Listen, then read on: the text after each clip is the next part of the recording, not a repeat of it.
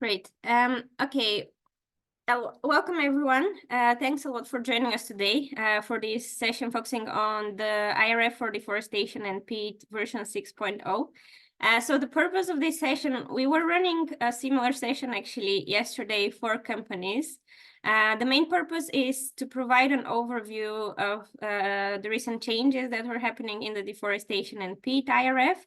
And these sessions are for practitioners. So essentially, we invited all the organizations that are practitioners in the Palm Oil Collaboration Group. So Diameter, Earthworm Foundation, Peterson, Transitions, and also ProForest. So basically, we have extended the invite to the internal teams in ProForest so that you can also benefit from attending this session. As you can see, now we have mostly ProForesters and Gaia from Diameter. The main objective is to take you through, again, some of the technical highlights of version 6.0. But because we know that there will be people with different level of understanding on the IRF in these calls, we will start off with a little overview of the progress to that moment.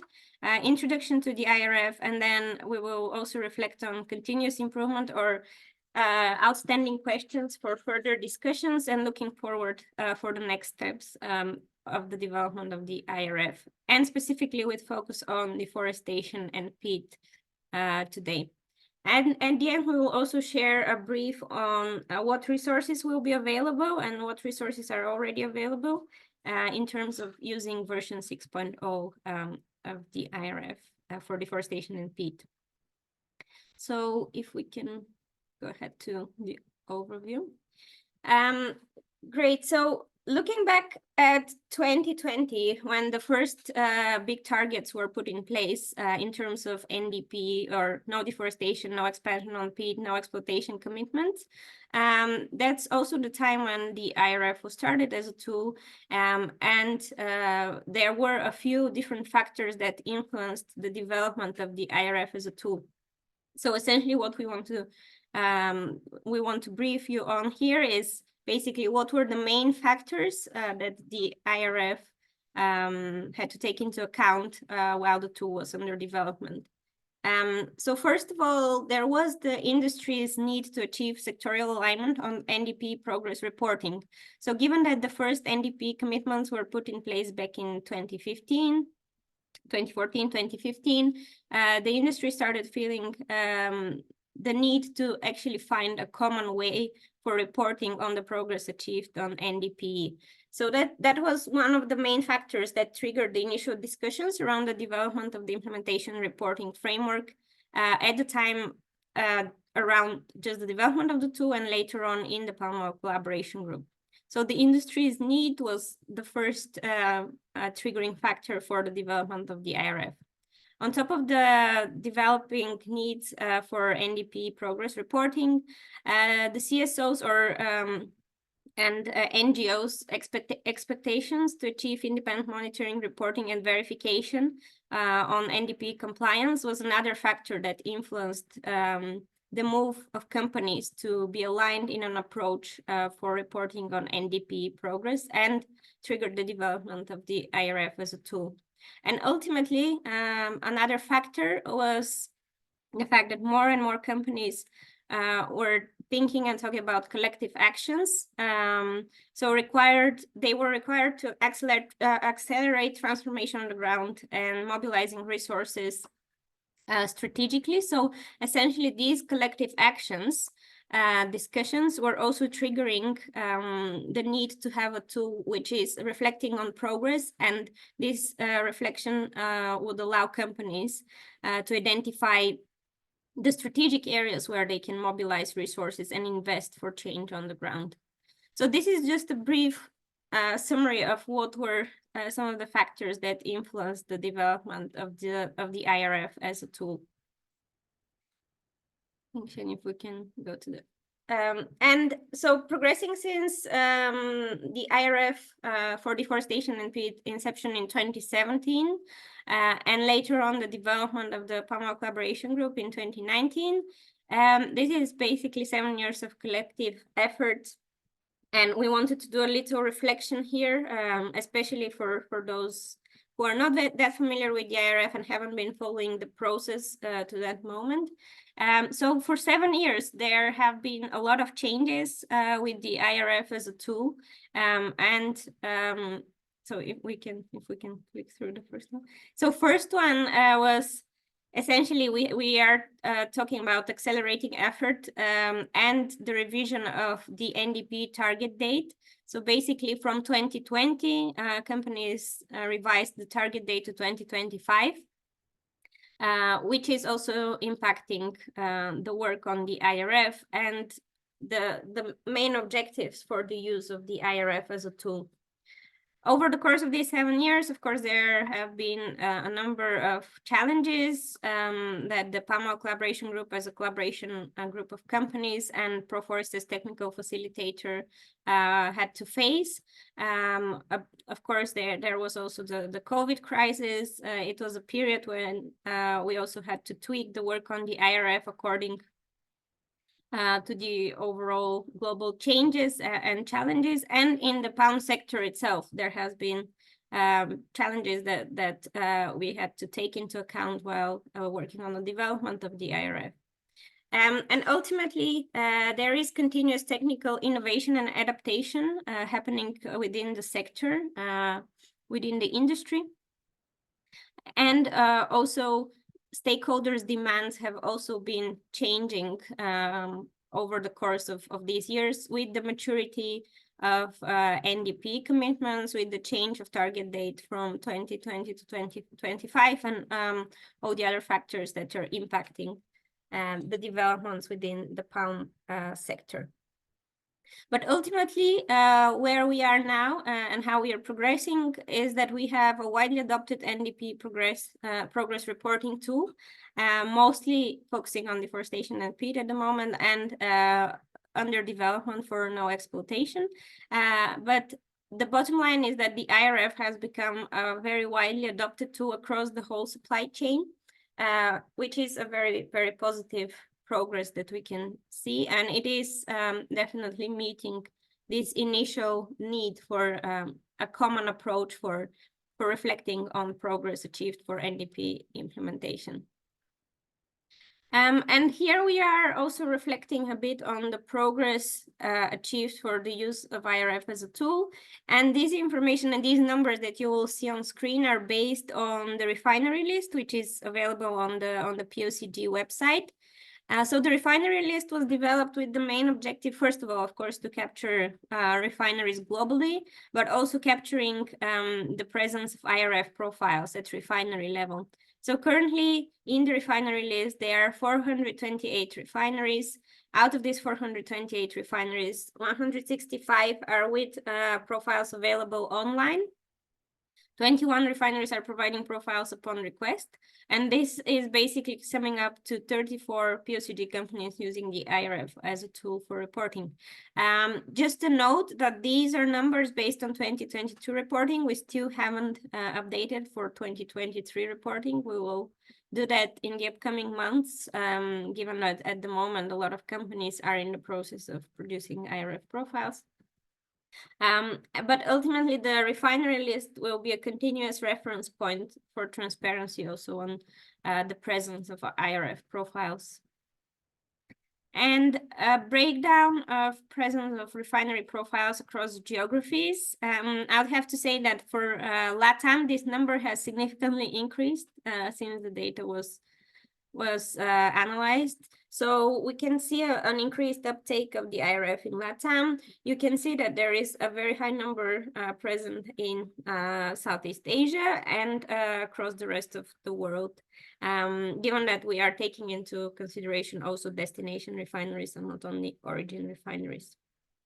So that's a very quick overview of the progress to that moment and like how the IRF has been evolving across time. And now we'll move on to an introduction to the IRF. For some of you, this may be a very, very familiar content, but for others, hopefully useful if you're not that closely working on the IRF. So we'll hand over to Ying Shen. Thanks, Yana. And as mentioned, we know that there's a mix of different levels of familiarity with the use of the IRF as a tool, which is why we have this section here. The purpose is to, again, for those who are familiar with it, it will serve as a refresher on the use of the IRF for reporting and for tracking progress. And for those who are new to it, this will be an introduction that will help you to get a better understanding on the IRF as a whole. So essentially, what is the IRF, right? That's the question. What is the IRF? The IRF is a monitoring and reporting tool. There are two things that we aim to achieve by the use of the IRF. Especially by the companies, right? One is to understand which proportion of the volume that they are sourcing from is already meeting their NDP commitment. That's one, right? To track and report on the proportion of volumes that is already delivering on the company's NDP commitment. And the second purpose of the IRF is to support the companies to understand for the proportion of volume that is not yet meeting the delivering NDP commitments of like the highest standards to meet the NDP commitment, then what are the gaps that is causing the blockage towards meeting the commitment, and what are the actions that can then be taken to address those gaps?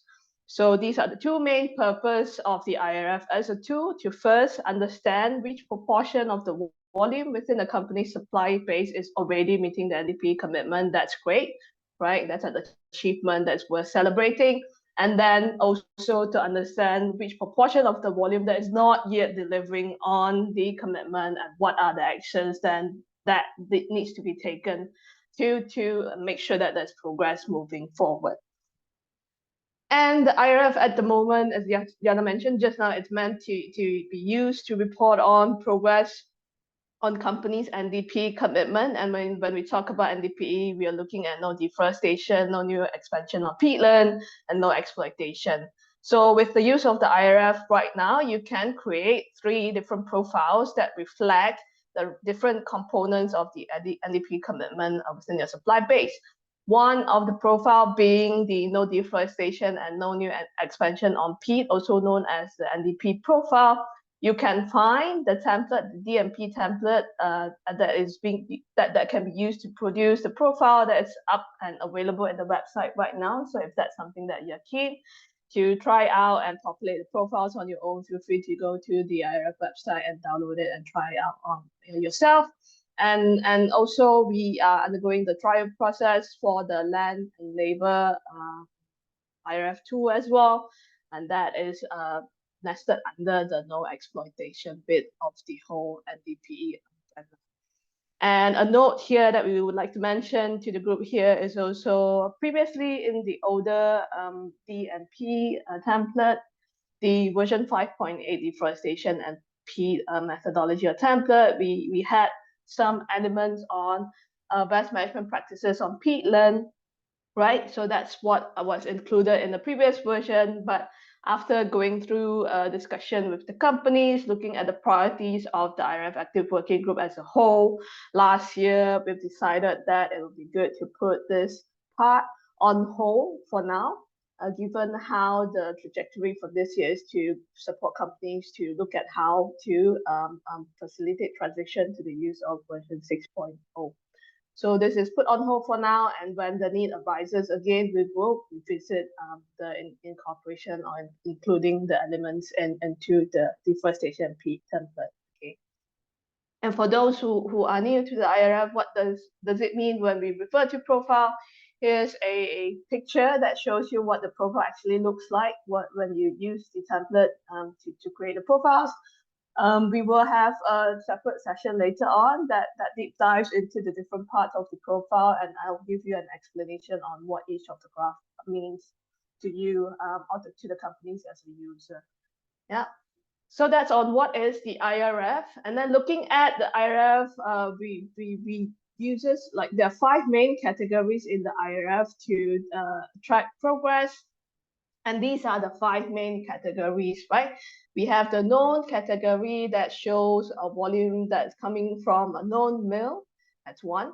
And once you know where the volume is coming from, if you're able to show that there are activities being done at the mill level to raise awareness, right, then that's when the categories will be transitioned into the awareness category. It will bump a level up to the awareness category that shows the volume, in fact, coming from a mill that is aware of NDP commitments. They've gone through site assessment, they've gone through trainings to raise awareness on the importance of implementing NDP commitment within their own operations and their supply base.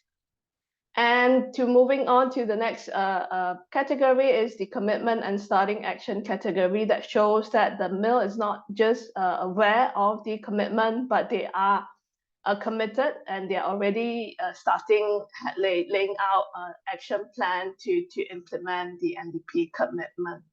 Right, once they have the commitment and they've started taking actions to implement the NDP commitment, that's when we can go forward to the next category, which is the progressing category, looking at the volumes, right, coming from the production area that is progressing in implementing NDP commitments. Yeah, we're progressing, and ultimately what we all want to see is to have the volumes coming, being categorized in the delivering category, where we can show that indeed the volumes that are coming from the production areas are meeting the NDP commitments. They are complying to the NDP requirements, essentially. So these are the 5 main categories in the IRF that is used to track and show progress across the different stages of maturity in terms of the performance of the volume that is sourced by the company. And here we would also like to share that there's a 6th category that is called the unknown category. So for the volumes that is coming from unknown sources, meaning the volume where we are unable to show which mill it's coming from, those volume will go directly into the unknown category. Yeah. So these are the main categories in the IRF. And with that, we would like to also explain a bit more about how performance are being assessed for each of these categories using the IRF. So essentially, we can look at the categories in 2 different buckets. One is the lower categories of the IRF, looking at known awareness and commitment and starting action. For the lower categories, right, the known awareness and commitment and starting action categories, we are looking at performance at the mill level, meaning a lot of the requirements and the allocation criteria for these categories are looking at whether or not the mill has any internal systems and processes in place to implement and carry out the NDP actions that they have committed to. And then if we were to look at the upper categories, which are the progressing and delivering categories, that's when we look beyond the mill level, where we need to trace it all the way back to the FFB production level to understand the performance on the ground. And here what we mean by FFB production level is, as you can see on the slide, we have grouped it into 3 main FFB supply base, being the first one is the mill's directly managed areas, meaning the mill's own plantations, own concessions and scheme smallholders. That's one. And we're also looking at the independent plantations or third-party plantations that the mill is sourcing from. That's the second type. And lastly, looking at volumes coming directly from the independent smallholders as well.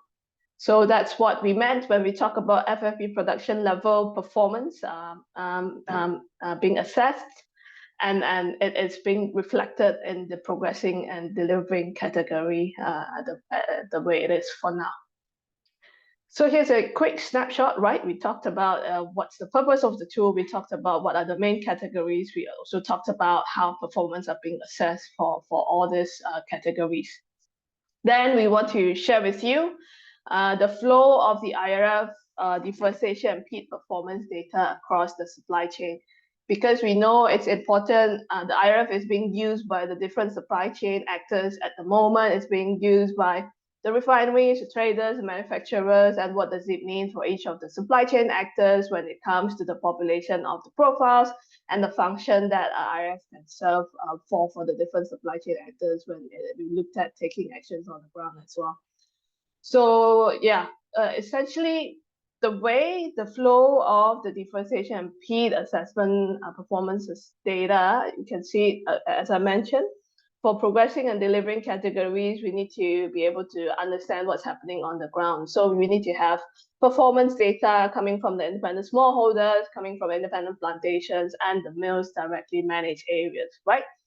And it's also important to include the FFP intermediaries in the process of the data collection as well, because we know they do hold a substantial amount of TTP data as required for us to be able to report using the IRF. And with the collection of deforestation and peat data from the production areas, we are able to sort of like gather it at the mill level, right? At that stage, yeah, the mills will probably need to have all this information. If not, further supply engagement activities needs to be done, capacity building efforts needs to be done with the millers to support them to gather the necessary information to then be shared to the refineries, right? With the data available now being shared to the refineries, then it is up to the refineries to carry out the deforestation and peat performance analysis. Right, we know where the volume is coming from. We know what are the performance on the ground now. It's at the refinery level. Probably they need to do a remote remote assessment, for example, understanding which part of the proportion of your volume has gone through field assessment and all those different DCF options that we'll also cover in a bit. So essentially, at the refinery level, this is where the first IRF profile is being created.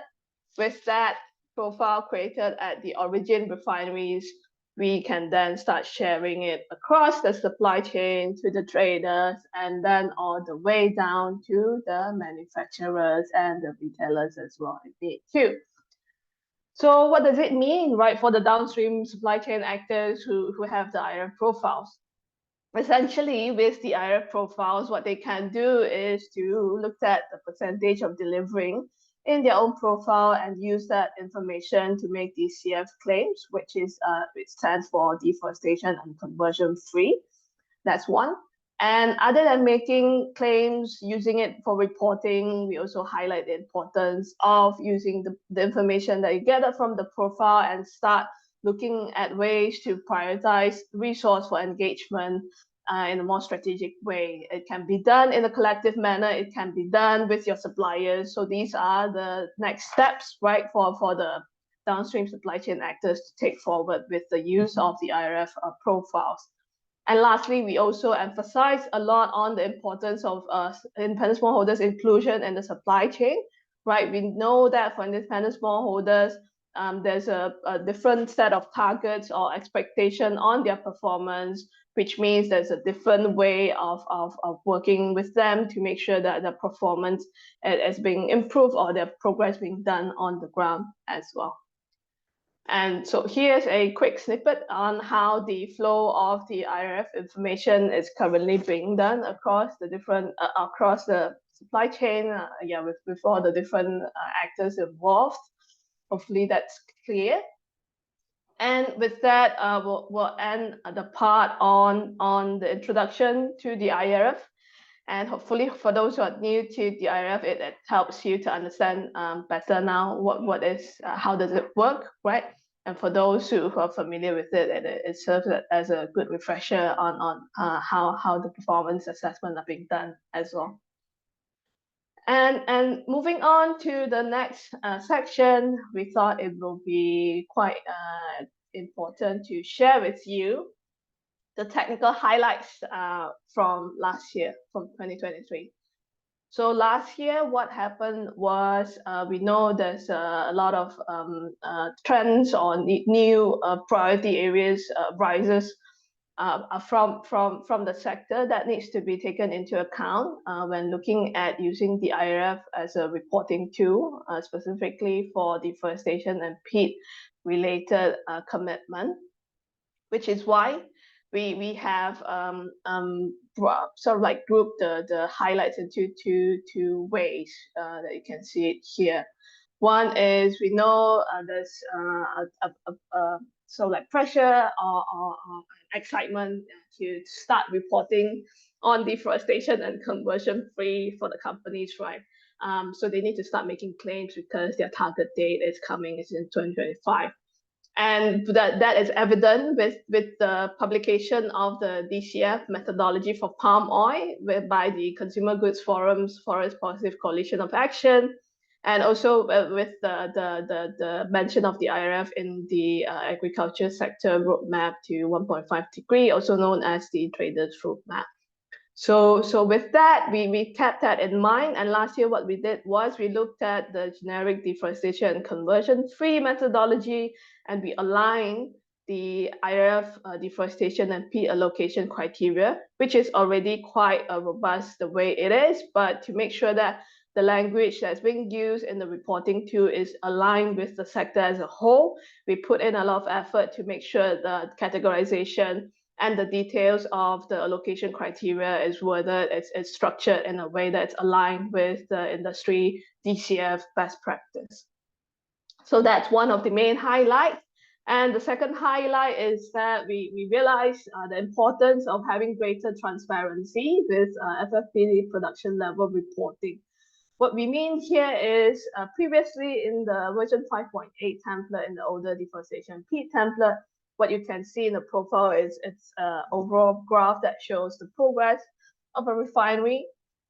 But last year, what we did was we realized, okay, we probably need to start drilling down and providing further details on the performance of the refineries at production level.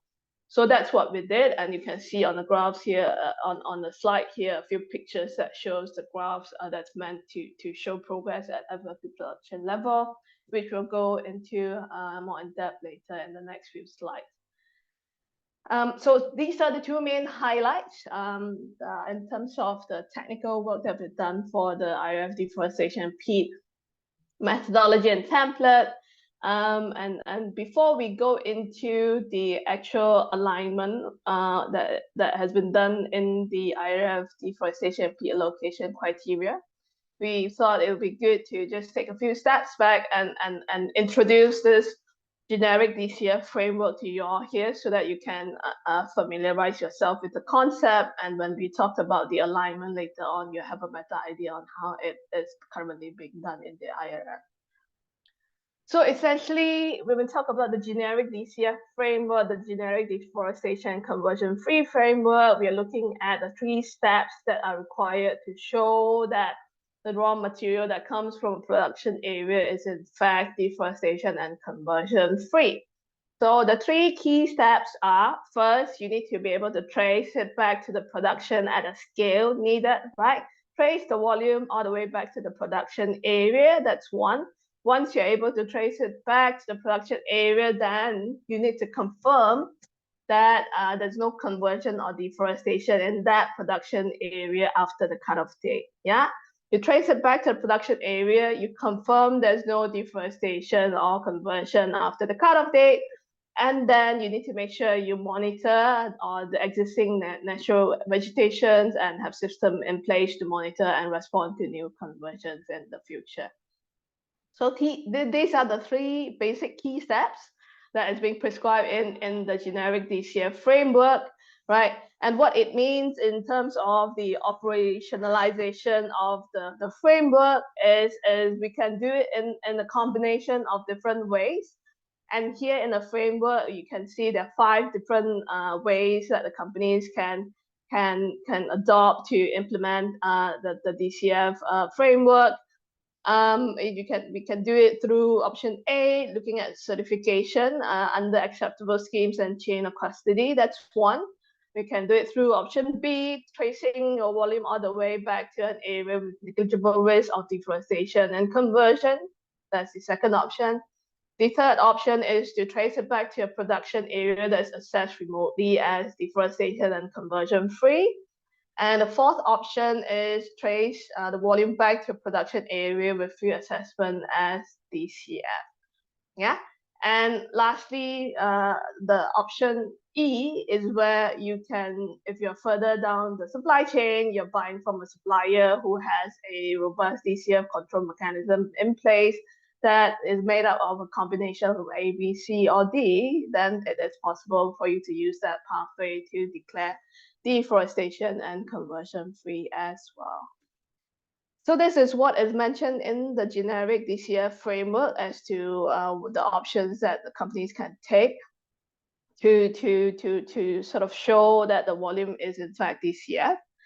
And for the volume that is not yet DCF, it is important to highlight the need to prioritize resources for engagement and to start setting up action plan to close the gap to move all the volumes towards DCF to meet the targets. Yeah, so here is a quick briefing on what the generic DCF framework is meant to sort of explain.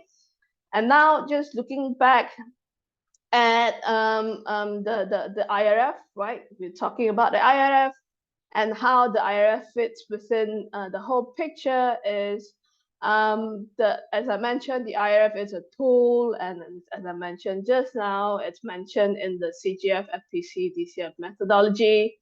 And here we can see, right, in the methodology that is published by the FPC recently, with the use of the delivering category in the IRF, with together with the mill list, then the companies, the members in the CGF can use the percentage to claim for DCF. So the IRF is a tool that is being recognized by the CGF as a way to claim for DCF. And it's also important to highlight that the IRF is also being explicitly referenced in the traders roadmap, especially in their time-bound targets as a way to track and report on progress in the delivering categories by 2025.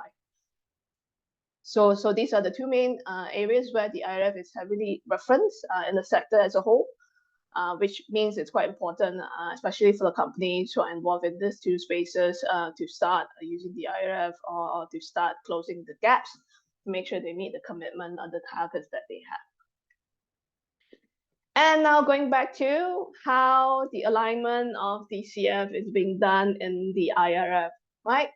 So going back to the IRF, right, looking at the IRF deforestation and peat allocation criteria, we can see in four main buckets when it comes to technical content.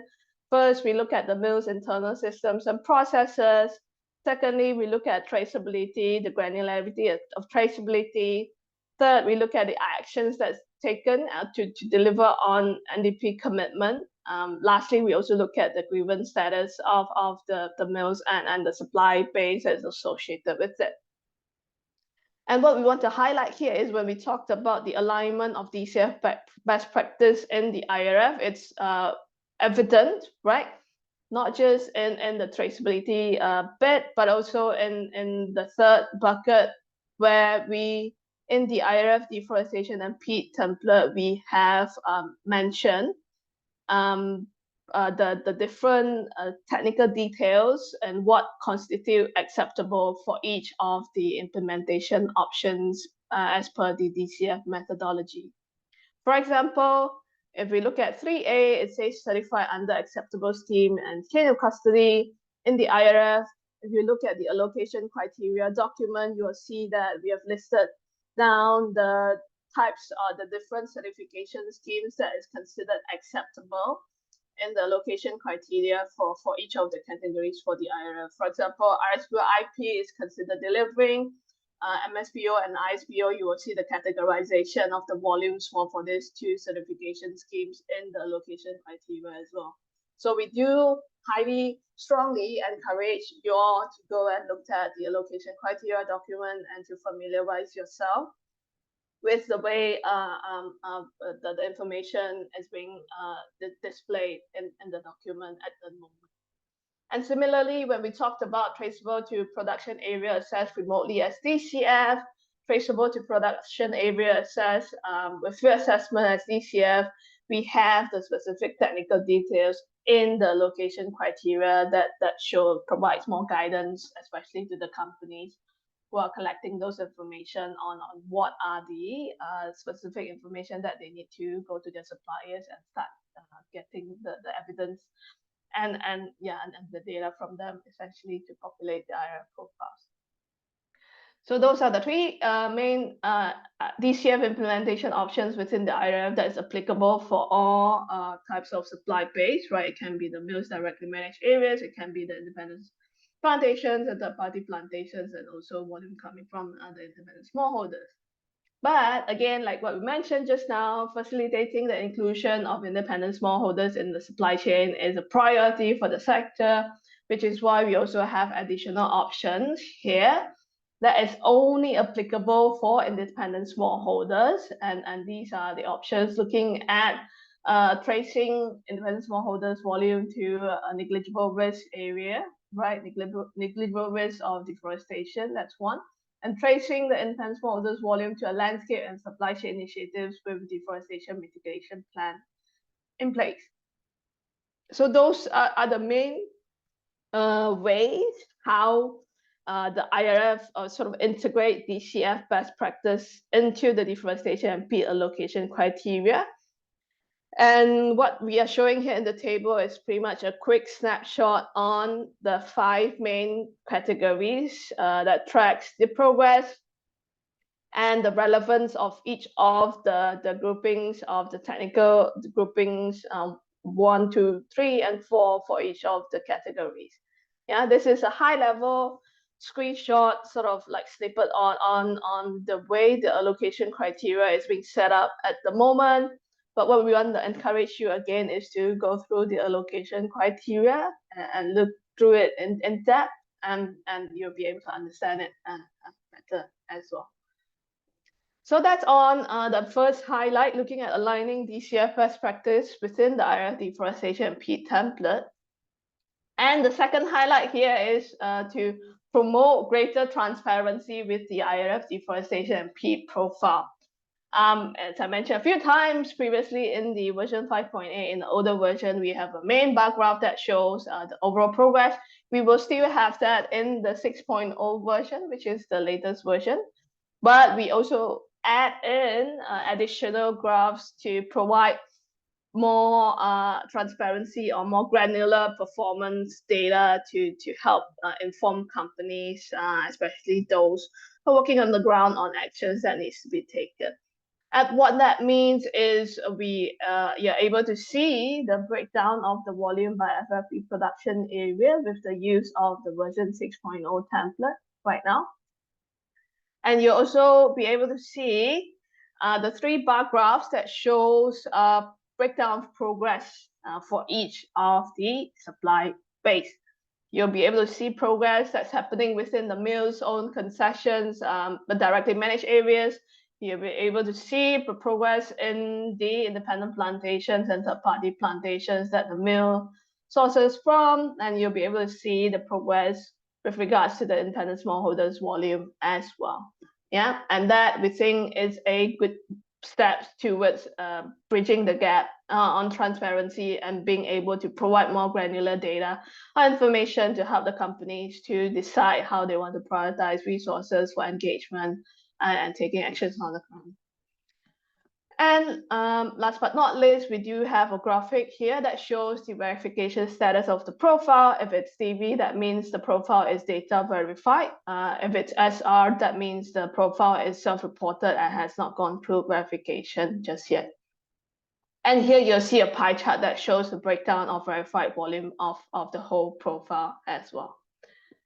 So that's the way the version 6.0 template, the profiles that is generated by the version 6.0 template looks like, and hopefully we're able to provide you better clarity on what each of the graphs means and how you can then take it forward to communicate it with your clients or with your stakeholders externally and internally as well.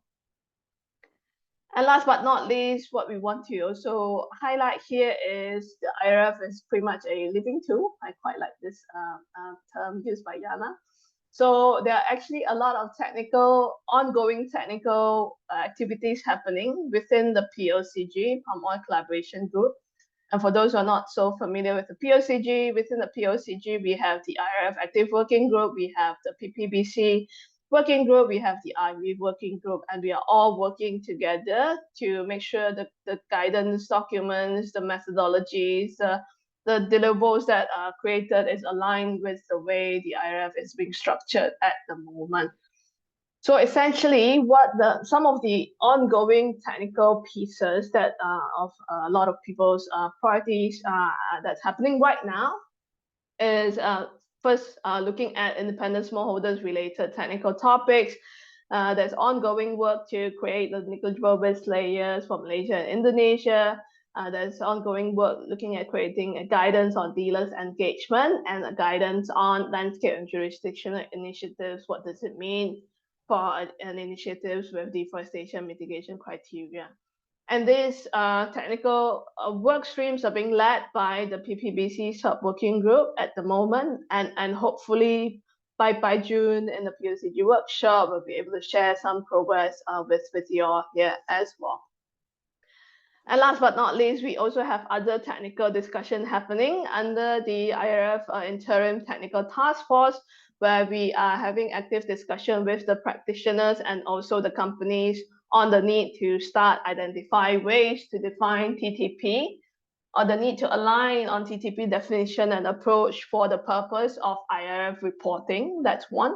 And we're also looking at ways to start integrating the certified proportion of MB volume in the allocation criteria for the delivering categories specifically.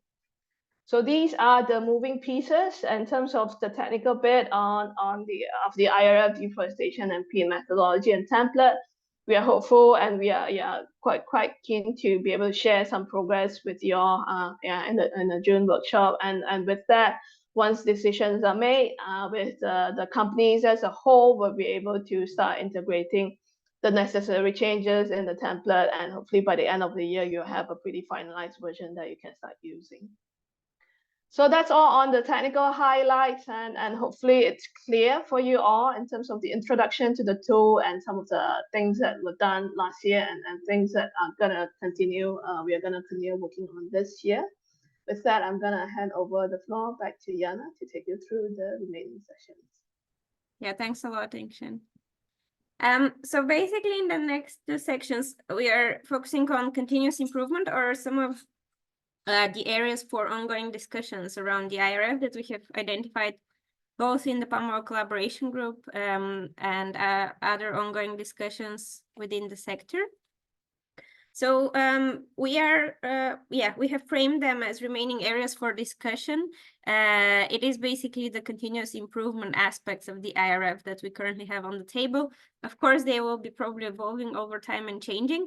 But at the moment, we have identified the use of the tool as one of the continuous improvement aspects, which is basically increasing the uptake and adoption of the tool for more players across the palm supply chain.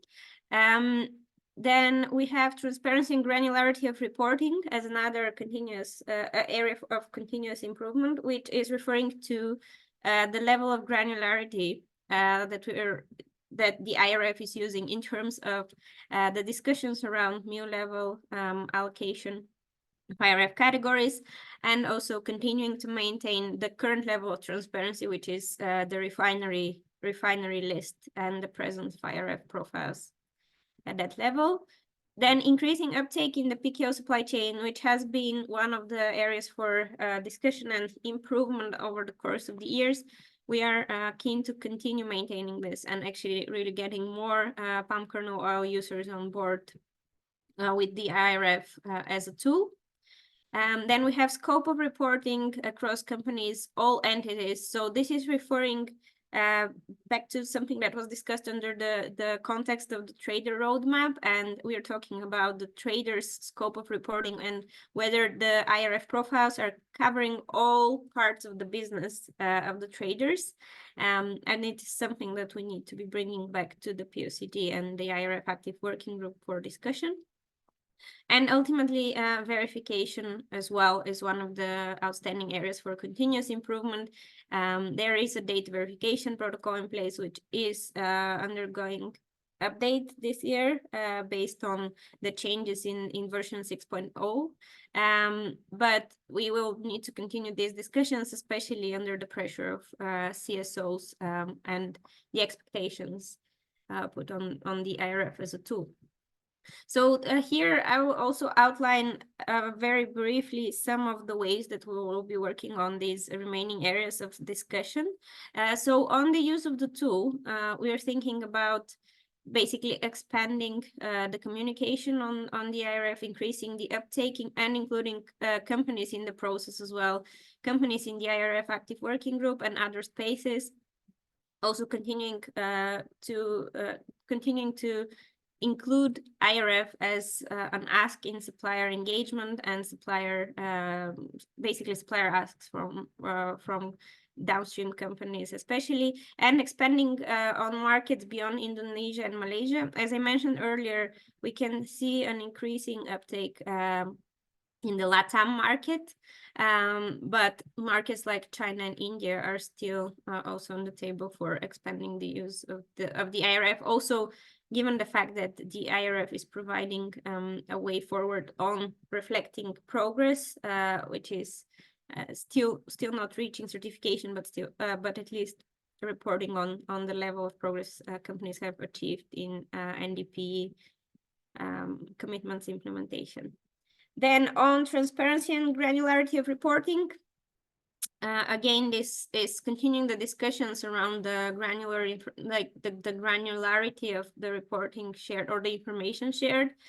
So there have been ongoing discussions around reporting at mill level in the POCG, and due to different factors, they have been parked for the time being, but this is another aspect that we will have to continue keeping within the agenda of areas of discussion of the IRF, and maintaining existing transparency through the refinery list. Increasing uptake in the PKO supply chain. At the moment, the main approach we would have for this is greater distribution and socialization with PKO and derivatives users, especially through collaboration spaces. So I know we have Earthworm Foundation representatives on the call as well. So continuing to have discussions and hopefully have more collaborative efforts into socializing the IRF with users of palm kernel oil, as well as through the Action for Sustainable Derivatives, one of the other practitioners in the palm oil collaboration group, Transitions, being one of the coordinators of this space. So continuing this conversation as well. On scope of reporting, this is a topic that we will have to bring back to the palm oil collaboration group, especially to the traders in the space, and see how we ensure that there is transparency on the coverage of the IRF reporting. So basically which parts of the business the IRF is covering. And then on verification, this is about continuing to improve the approach and continuing having conversations around what's feasible and what works best for the verification of IRF profiles. And this next section is also very directly linked to what I have just outlined. So we have these outstanding areas for discussion, but they're also linking to the main priorities around the IRF development, or looking forward for the IRF in the upcoming year and the following years. So on the one hand is strengthening the IRF, which has multiple aspects to it. The first one is very much linked to the purpose of this session.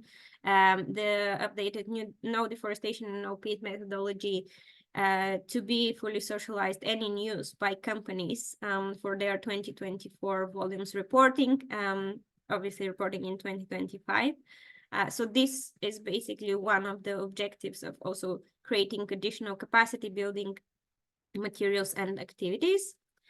And another aspect for strengthening the IRF is we are talking about NDP, but obviously the highest level of development has been happening under deforestation and peat. The land and labor IRF is currently at trial phase. So what we are looking into will be the adoption of the tool across the supply chain, or like the decision by the palm oil collaboration group companies on how we are proceeding with the land and labor IRF and what the adoption would look like across the palm supply chain.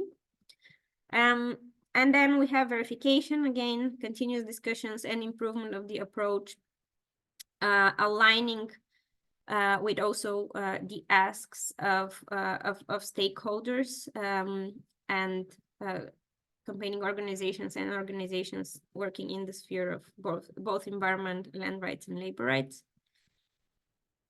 And last but definitely not least, linking to actions for improvement on the ground, especially in the smallholders context. So continuing to encourage companies and IRF users to think about what would be these targeted actions that can be taken on the ground for improvement. And with the inclusion of the extended smallholders section in the IRF, this will allow companies to have more visibility on also where they can put additional effort into improvements on the ground. And on the other hand is the increased socialization, which is of course linked to making the IRF a stronger tool for companies to use. So this is linked to capacity building for the sector and dissemination on information with regards to the IRF in different spheres.